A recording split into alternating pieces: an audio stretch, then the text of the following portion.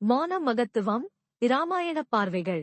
இராமாயணத்தில் இருந்து பெறப்பட்ட ஞானத்தின்படி நாம் பேசாமல் இருக்க வேண்டிய தருணங்கள் எவை?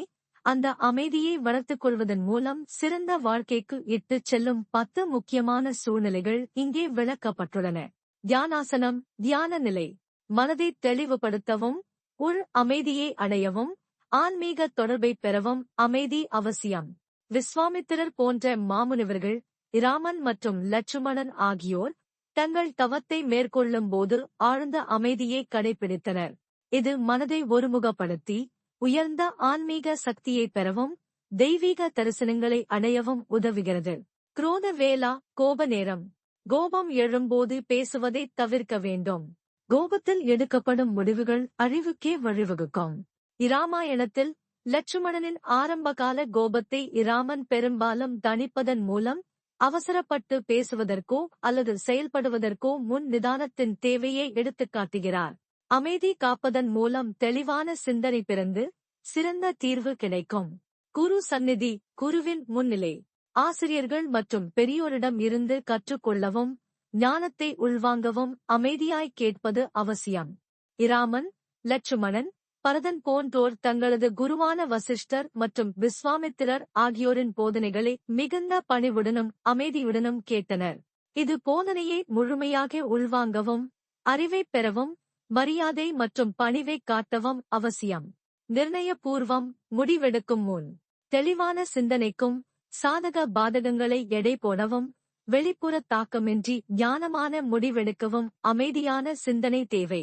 சுக்ரீவனுடன் கூட்டணி அமைத்த போதும் சமுத்திரத்தை கடக்கும் வழியை பற்றி சிந்தித்த போதும் இராவணனுடன் போர் புரியும் வியூகங்களை வகுக்கும் போதும் இராமன் பலமுறை தனிமையில் ஆழ்ந்து சிந்தித்தார். பரபரப்பான சூழலில் தவறான முடிவுகள் வரலாம். அமைதியான சிந்தனை தெளிவான பார்வையை தந்து சரியான முடிவை எடுக்க உதவும்.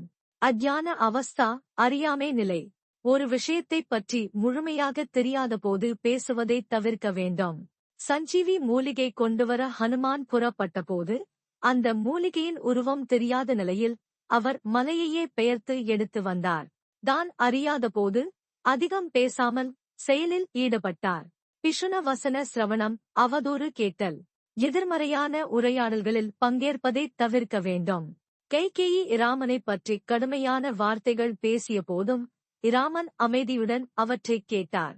வனவாசத்தின் போதும் சீதை இலங்கையில் சிறைப்பட்ட போதும் அவர்களைப் பற்றி அவதூறு பேசியவர்களிடம் இராமன் நேரடியாக பேசாமல் தனது நற்குணங்களால் அவர்களுக்கு பதிலளித்தார்.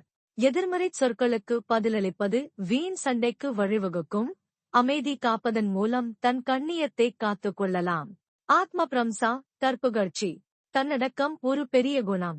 இராமாயணத்தில் இராமன், லட்சுமணன், ஹனுமான் போன்ற எந்த ஒரு நல்ல பாத்திரமும் தங்களைப் பற்றி பெருமையாக பேசிக் கொள்வதில்லை.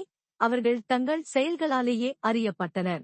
இராவணனும் இந்திரஜித்தும் தங்கள் பலத்தைப் பற்றி அதிகமாக பேசியது அவர்களின் வீழ்ச்சிக்கு ஒரு காரணமாக அமைந்தது. கர்வம் வராமல் இருக்க அமைதி தேவை. ஓக கால. துயரக் காலம். துயரம் வரும்போது அதை வெளிப்படுத்துவது இயல்பு என்றாலும் அதிகப்படியான புலம்பலை தவிர்க்க வேண்டும்.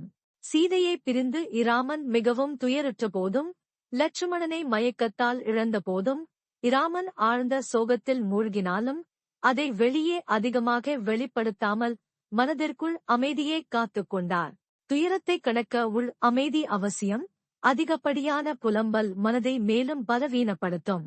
கடோர வசன பூர்வம். கடுஞ்சொல்லுக்கு முன் கடுமையான அல்லது தீங்கு விளைவிக்கும் சொற்களை பேசுவதற்கு முன் அமைதி அவசியம்.